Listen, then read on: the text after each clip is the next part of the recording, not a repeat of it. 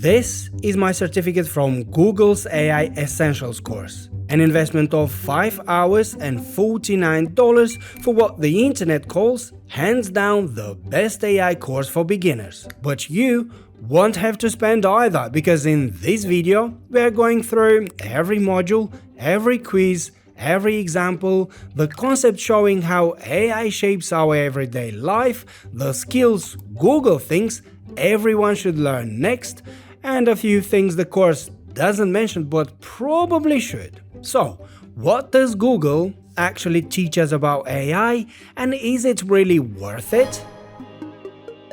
First, let's map out the structure. It's built around 5 modules, predictably starting with an introduction to AI.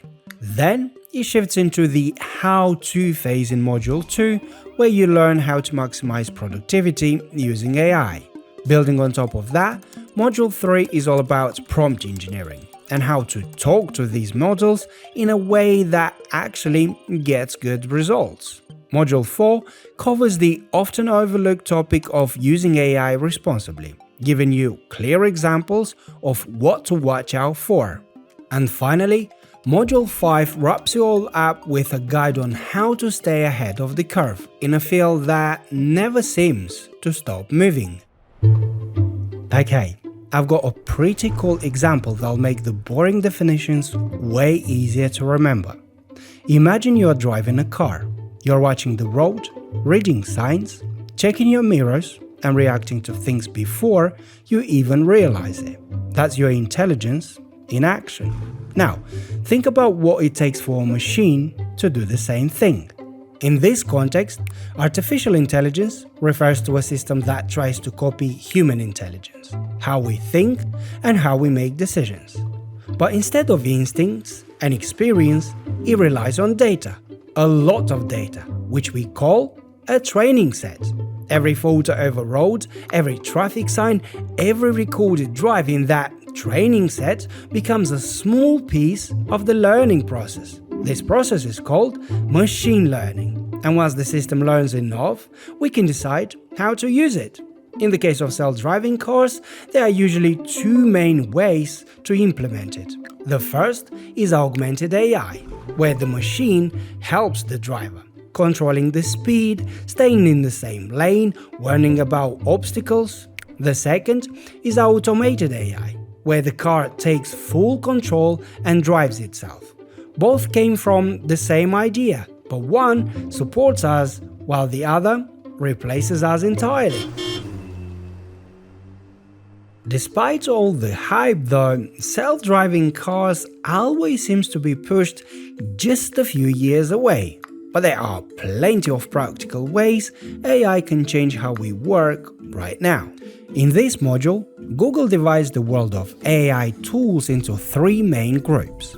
The first group is standalone AI tools. These are apps or websites where you use AI directly without connecting to any other software. That includes general-purpose chatbots like ChatGPT or Google Gemini, but also more specialized ones such as Speaker or Midjourney. The second group is services with built-in AI features.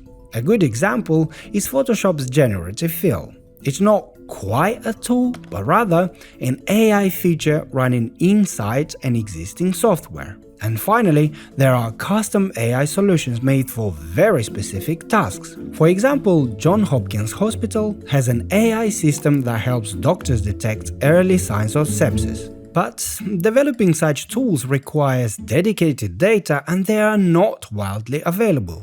And yet, even with those limitations, there's still a lot of room to experiment. First, you need to understand that you probably use AI more often than you even realize. When you check a bus arrival time, look up the weather forecast or watch a recommended video on YouTube, but my favorite use case is to make sense of large amounts of data. Because of how these AI models are built, they are naturally efficient at spotting trends and summarizing information. For example, if I were to start an online sneaker store, I could use AI to come up with a creative name, draft a business plan, and even write a job description. And now, I could even generate a pretty realistic video and audio for a social media campaign. And just to be clear, this isn't real footage of me in my sneaker store warehouse, this is AI. The use cases are basically endless. It really depends on how wild your imagination can get. Good results, however, still need refinement. For that reason, Google argues for a human-in-the-loop approach, meaning a person should always check, improve, and guide whatever AI produces. It's not the only way to get better results, though. Even more important is the input, meaning the quality of your prompt. So, how do we actually talk to them? Well, we really need to have a look under the hood before we answer that. No matter which chatbot you use, they all work in a similar way. In a nutshell, they are just big pieces of software that take the words you type in here, look for them in their training data, and predict what should come next. If you were to ask it, "My coffee is hot, what should I do?" Wait would have the highest chances of being right. Drink might be less likely, and add ice would be very unlikely. So the model will most likely tell you to wait. This is a very simple example, but the process is the same even for more complicated tasks. But for those, Google gives us a very clear prompting structure to help us get the best results possible. Alright, the secret sauce is a simple 5-part framework made up of task, context, references, evaluation, and iteration. If we go back to our sneaker store, I'll show you exactly how this works.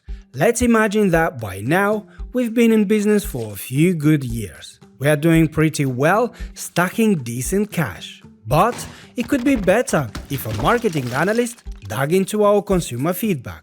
So we bring AI on board, and here's how, according to Google, we should prompt it to do the job. First, we give it a task to summarize consumer feedback and turn it into clear actions we can take. For better results, we assign the role of a senior marketing analyst working for our brand. Next, we add context, introducing our product line and the market we are aiming for. After that, we throw in some references, full access to our internal data like reviews, surveys, and customer messages. Then, we set the format. We tell it to start with a list of key themes, add a short table with examples of how often they appear, and finish with a quick 5-point action plan. Now, we move to evaluation. We ask the model to check if it covered everything, stayed specific, and backed it up with real examples. Finally, we iterate. We go back and forth until we are happy with the results, and keep on stacking even more cash than before. However, even a solid prompt like this can still disappoint. In Module 4, Google shows why it happens and how we can take full responsibility.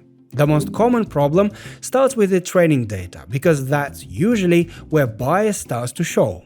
In our case study, for instance, if most of the training set comes from one region or one type of customer, the AI becomes useless as a marketing analyst because it will prioritize one group's habits and completely overlook everyone else, leading to another common issue, which is hallucination. When the AI doesn't have enough data, it simply makes things up. It might say customers love a new product we don't even have in store. Finally, there's information cutoff. Every AI model can only see as far as its last update. If we launched a new product last month and we didn't refresh the training set, the AI wouldn't know, and it would end up producing inaccurate results. But these gaps will eventually close, so it makes sense to keep an eye on the progress. In Module 5, Google suggests a few familiar ways to do it, like reading new things, listening to podcasts, and experimenting with the tools yourself. But what really stood out to me was a pro tip suggesting we actually use AI to learn about AI, and that's probably the smartest way to stay ahead of the curve.